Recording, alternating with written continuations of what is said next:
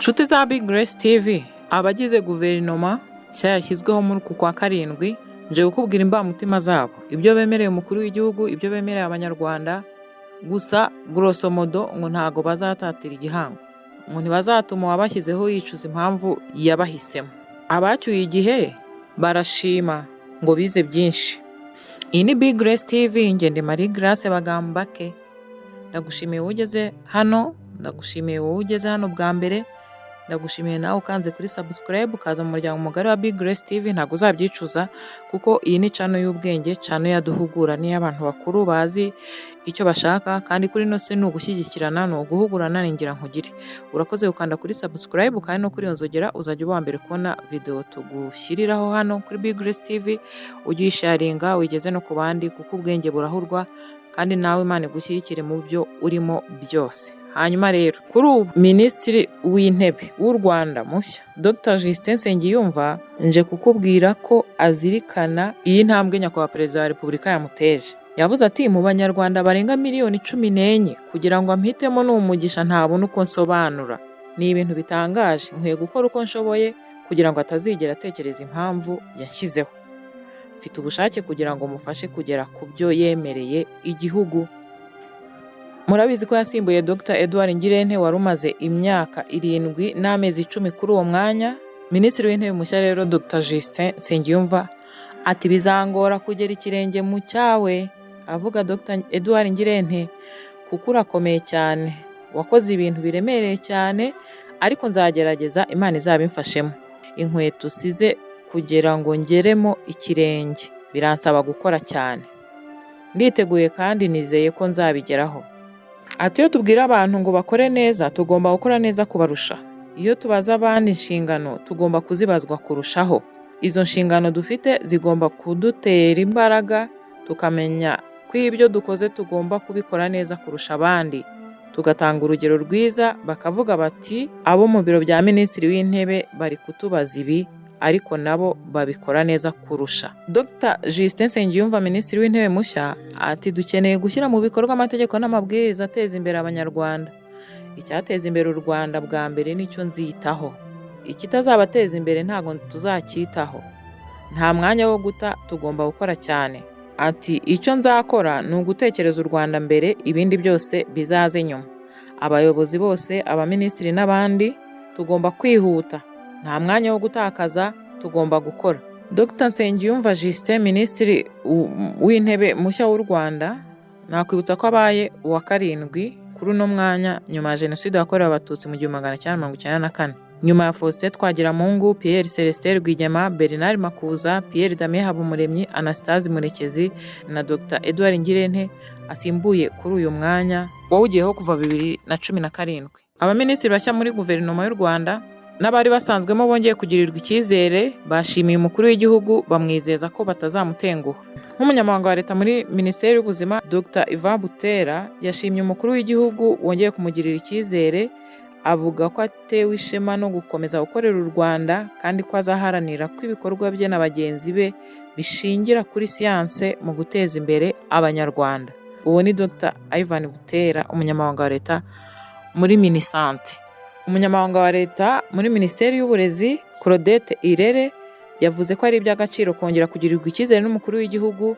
Ati niteguye gukomeza gukorana ubunyangamugayo, intego n'umuhate bigamije guteza imbere igihugu cyacu.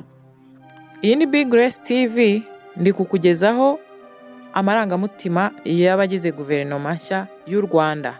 Mu gushimira nyakubahwa Perezida wa Repubulika wongeye kumugirira icyizere, Minisitiri w'Ubucuruzi n'Inganda Prudence Sebahizi we yavuze ati nzaharanira guteza imbere inganda, iterambere ry'abikorera, ubucuruzi bushingiye ku ikoranabuhanga no kwagura isoko mu karere.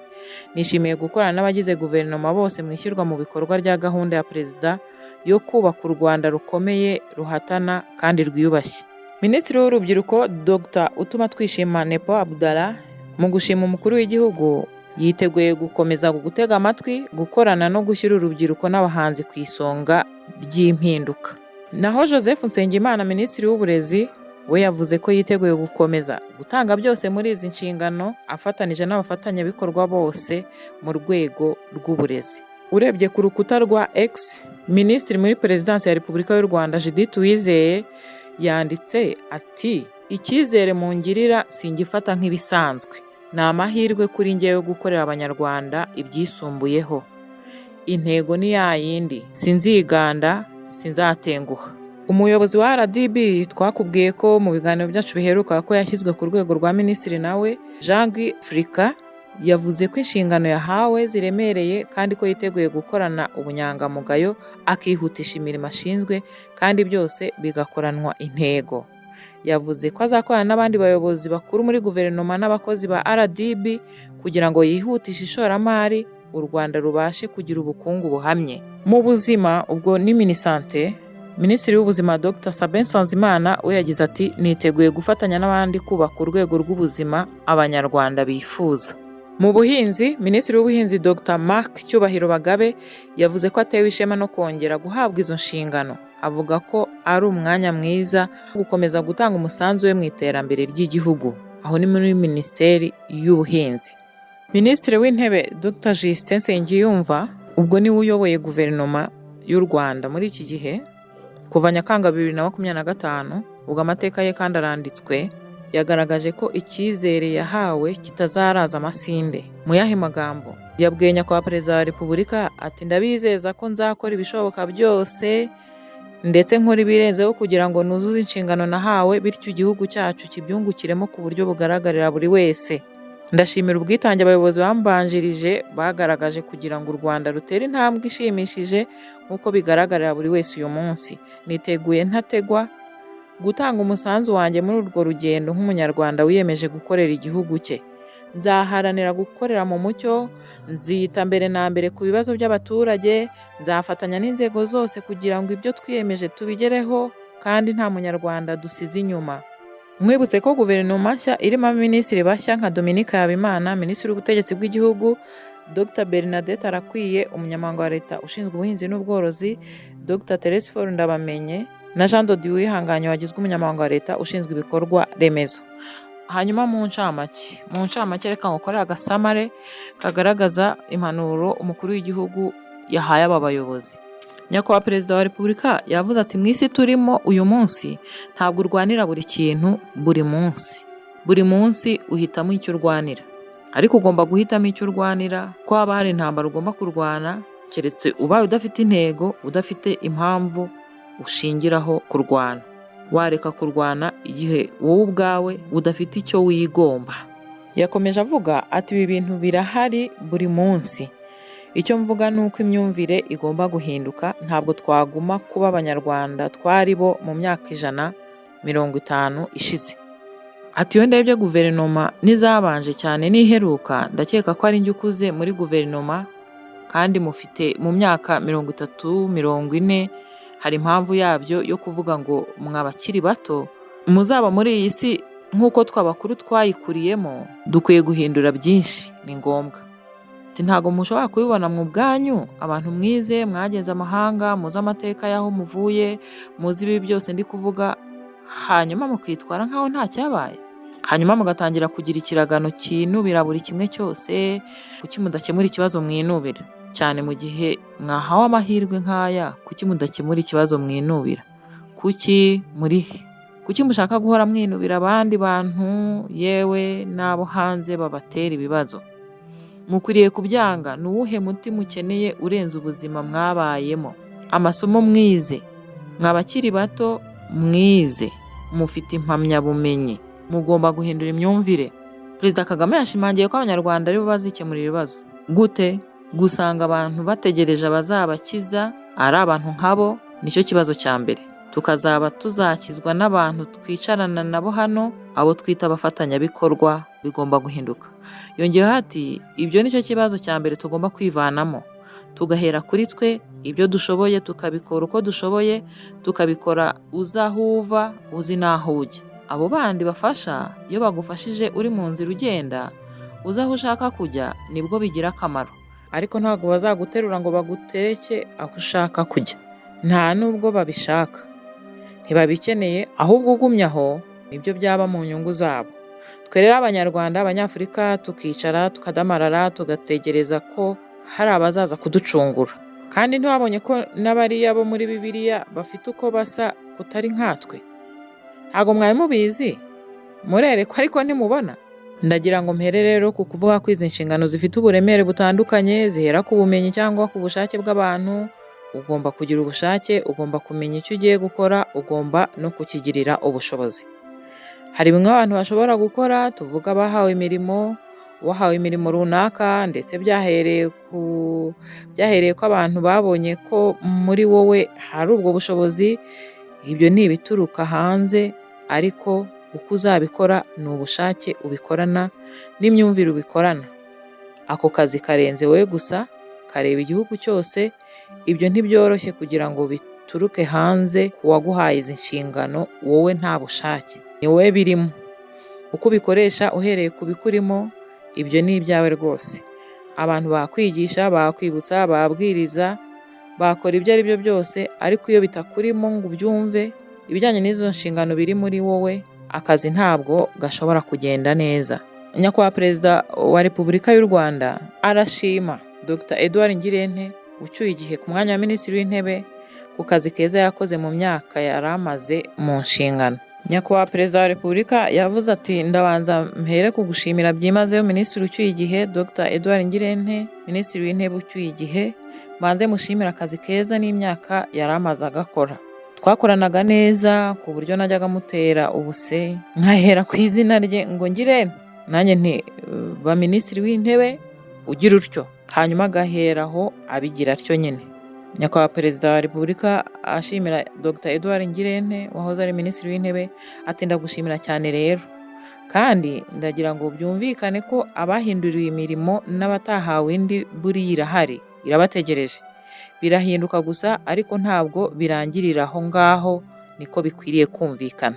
Mu butumwa yatanze yifashishije urubuga rwa X, Nyakubahwa Edouard Ngirente wahoze ari Minisitiri w'Intebe w'u Rwanda, ubu ndi kukugezaho amarangamutima y'abagize guverinoma nshya n'abavuyemo.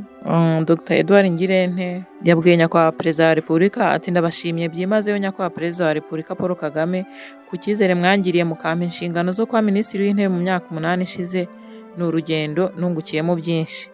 Nyakubahwa Perezida wa Repubulika, mbashimiye amahirwe mwampaye yo gukorera igihugu cyacu no kuba mwarambaye hafi mukanshyigikira muri urwo rugendo. Mwambereye icyitegererezo. Nzahora iteka nterwa ishema n'icyo cyizere mwangiriye. Dr. Edouard Ngirente aragira ati, Nyakubahwa Perezida wa Repubulika yampaye inshingano, nzifashwamo namwe muri hano. Yabwiraga abagize guverinoma nshya, abitabiriye umuhango w'ihererekanyabubasha n'abandi. Ati, iyo mutahaba ntago twari kubigeraho. Zari inshingano nakoze mfatanyije namwe, kuko si yari njye gusa. Hari n'inzego zitandukanye nka Minisiteri n'ibindi bigo.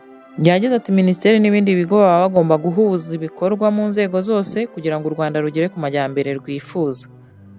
Yagize ati, muracyari bato, mureke dukore twihute kuko twasigaye inyuma ku isi. Turacyafite urugendo cyane, ni inshingano nakoze mfatanyije namwe, dufatanya n'izindi nzego. Yagaragaje ko mu byo ahaye mugenzi we umusimbuye ari NST2 kugira ngo u Rwanda rutere imbere. Ati, hari gahunda umukuru w'igihugu yemereye abaturage mu myaka 5 iri imbere, niryo hererekanyabubasha duhaye Minisitiri w'Intebe mushya kugira ngo ayikomerezeho, kugira ngo dufashe umukuru w'igihugu kugera ku ntego. Abanyarwanda twese dusabwa gukorera igihugu cyacu. Mu bo yashimye kandi Minisitiri w'Intebe, yashimye abayobozi batandukanye bakoranye, barimo nka Minisitiri mu biro bya Minisitiri w'Intebe Madame Ines Mpambara. Agaragaza ko buri munsi Madame Ines Mpambara umunsi ku wundi yamubaga hafi, bibukiranye inshingano bafite zo guteza imbere abanyarwanda. Ati, yanteraga imbaraga, yakoze akazi keza cyane ku buryo buri munsi nabonaga ubutumwa bwe. Umusanzu wanjye nzakomeza kuwutanga, dukora inshingano zacu, igihugu cyacu kiradutegereje. Mureke tugere kuri NST2, nanjye nzaba mpari nk'umuturage, tubigereho, tubishyire mu mibare ihuye, mbese bibe mu bibarika, kuko bitabarika byagorana kubivuga. Dr. Edouard Ngirente yabaye Minisitiri w'Intebe kuwa 30 Kanama 2017 kugeza kuwa 23 Nyakanga 2025. Tuba tuyaguha yose hano kuri Big Grace TV kugira ngo ujye ujyana n'injyana. Kugira ngo ujye ujyana n'injyana, ujye ujyana n'amakuru isaha ku yindi. Reka nsoze nkwibutsa ko nyakubahwa Perezida wa Repubulika y'u Rwanda gushyiraho guverinoma nshya n'abayobozi bakuru b'igihugu burya bikorwa bishingiye ku mategeko nk'uko biteganywa n'itegeko nshinga rya Repubulika y'u Rwanda mu ngingo yaryo y'116 niho biba byavuye. Guverinoma nshya rero ubu nsoza ku muntu ukunda kwibagirwa vuba nkubwire ko igizwe n'abaminisitiri 21. Abanyamabanga ba leta ni 10. Hashyizweho n'abayobozi bakuru 2, Bwana Jigi Afrika, umuyobozi mukuru w'urwego rw'igihugu rw'iterambere RDB, uri ku rwego rwa minisitiri, na Madamu Juliana Muganza, umuyobozi mukuru wungirije w'urwego rushinzwe iterambere mu Rwanda RDB, akaba ari ku rwego rw'umunyamabanga wa leta. Hanyuma ikigo gishinzwe mine, hari abantu bari bakomeje kubyibazaho, gishinzwe mine, peteroli na gazi mu Rwanda RMB, n'ikigo gishinzwe guteza imbere ubukerarugendo bushingiye ku nama RCB, bizarebererwa byombi n'urwego rushinzwe iterambere mu Rwanda RDB hashingiwe ku ivugururwa ririmo gukorwa muri izi nzego. Ujyana n'injyana, Big Grace TV turahari. Dr Doris Uwicyeza Picard, umuyobozi mukuru w'urwego rw'igihugu rw'imiyoborere RGB, ari ku rwego rwa minisitiri. Bwana Nick Barige, guverineri wungirije wa Banki Nkuru y'u Rwanda, nabo ni abayobozi bashya uba ugomba kumenya. Tuba tuhakubereye kuri Big Grace TV. Ndi Marie Grace Bagambake. Nawe utarakora subscribe kuri ino channel, dushyigikire. Kanda aho handitse subscribe kandi no kuri iyo nzogera uzajya uba mbere kubona video dushyize hano kuri Big Grace TV. Unakande kuri ako gaganzo to liking. Niba warigeze ukanda kuri subscribe kuri ino channel, ntabwo wakongera gukandaho, waba udukorana subscribing. Imana iguhe umugisha, Imana igushyigikire. Urakoze kubana natwe. Ciao.